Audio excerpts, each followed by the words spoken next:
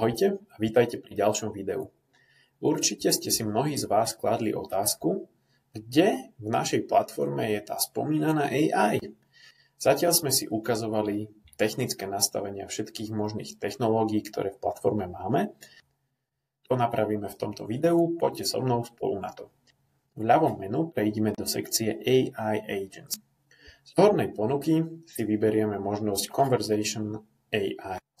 Na tomto mieste si môžete vytvoriť svojich vlastných AI botov napojených na ChatGPT, ktorých môžete používať na rôzne účely. My už máme pre účely tohto dema pripraveného nášho Luminary AI bota, tak sa poďme pozrieť na to, čo dokáže. V prvom kroku nastavujeme nastavenia samotného bota, to znamená, ako sa má volať, aký má byť jeho operating mode. V tomto kroku si zase vyberieme, v ktorých kanáloch má bot komunikovať. V tom našom je to zatiaľ iba live chat, ale môžete si vybrať aj WhatsApp, SMS-ky, Facebook či Instagram. No a nižšie máme potom pokročilé nastavenia.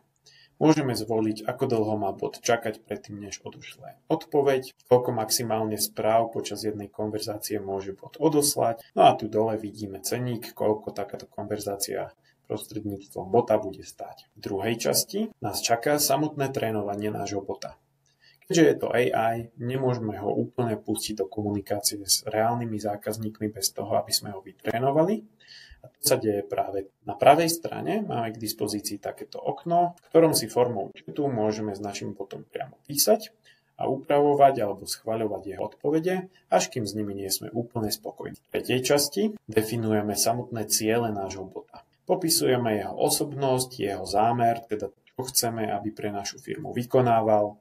Môžeme mu poskytnúť ďalšie dodatočné informácie. No a v poslednom kroku definujeme akcie, ktoré chceme, aby náš bot zabezpečoval. Môže to byť teda dohadovanie stretnutí, spúšťanie triggerov v našich automatizačných workflowoch, pridávanie kontaktných informácií do našich kontaktov, môže tiež stopnúť bota, môže odovzdať komunikáciu človekovi, bota môže presmerovať alebo môže automatizovane vykonať follow-up s našim kontaktom. No a v poslednej časti potom uvidíme všetky možné štatistiky k výkonnosti nášho bota. Keď prejdeme naspäť do hlavnej časti z ponuky menu AI Agents, uvidíme ešte ďalšiu subsekciu Knowledge Base. Knowledge Base je naša interná Wikipédia.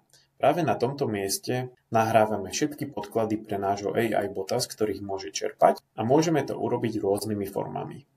Poďme sa pozrieť do našej existujúcej Knowledge Base. V dispozícii máme rôzne zdroje, ktoré môžeme nášmu AI botovi poskytnúť a z ktorých sa bude učiť. Tým prvým je web crawler, takže môžeme nahrať náš vlastný web. FAQs je priestor na nahranie dokumentu a tables sú zase rôzne tabulky s našimi informáciami. Čím viac dát umelej inteligencii dáme, tým lepšie výsledky bude pre nás generovať. Takže nebojte sa, pohrajte sa s tým a využívajte svojho vlastného AI bota aj vy už dnes. Ahojte a uvidíme sa pri ďalšom videu.